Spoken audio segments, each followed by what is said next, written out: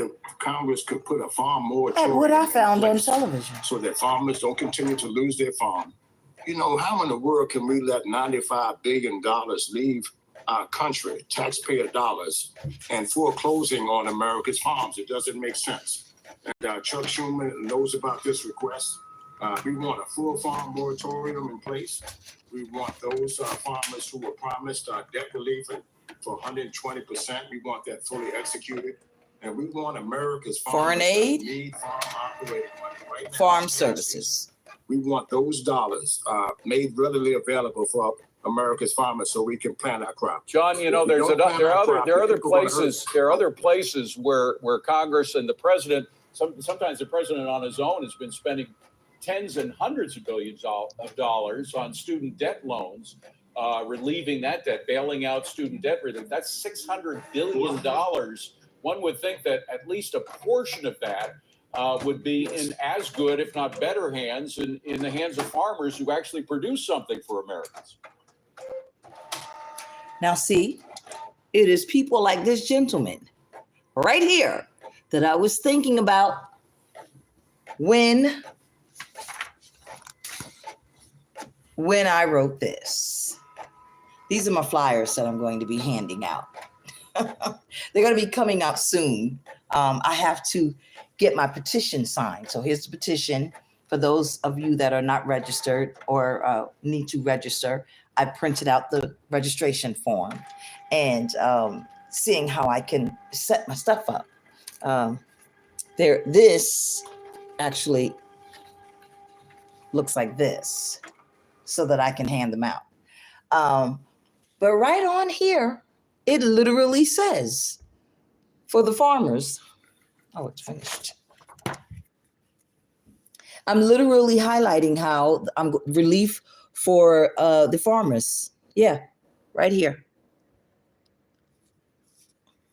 United States Farmers, State of Emergency Rights Funding, and I'm trying to read through the thing.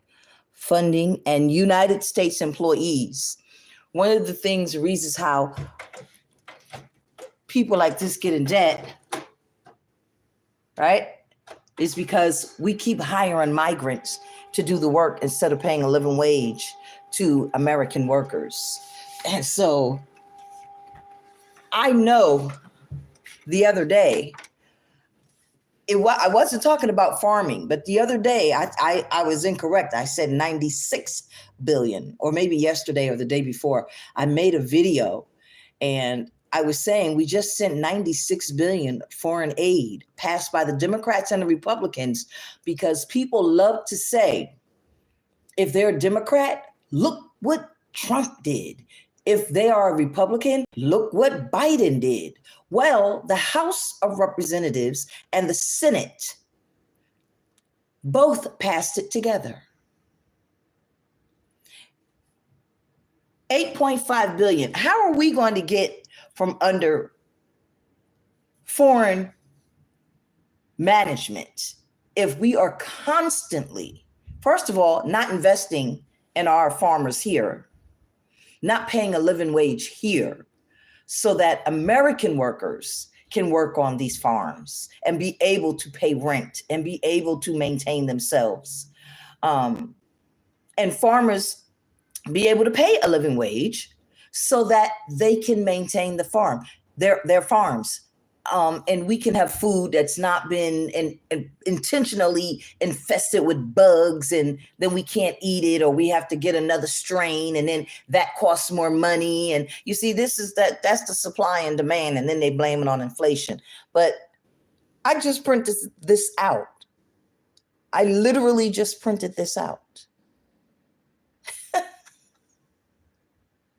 And I've seen him over and over and over again. See, he's someone that, now because I'm a woman, I'm sure he thinks I don't qualify to be president of the United States.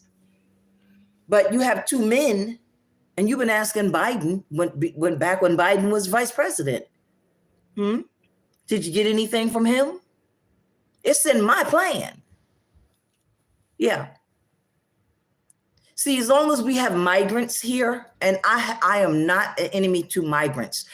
Immigrants are not migrants. But as long as we have migrants here and somebody's willing to pay them $5 an hour and they send it back to their country, and American dollars is $100 in their country, come on, you do the math.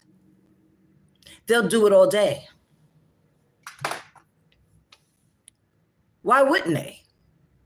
This is the work they're accustomed to doing.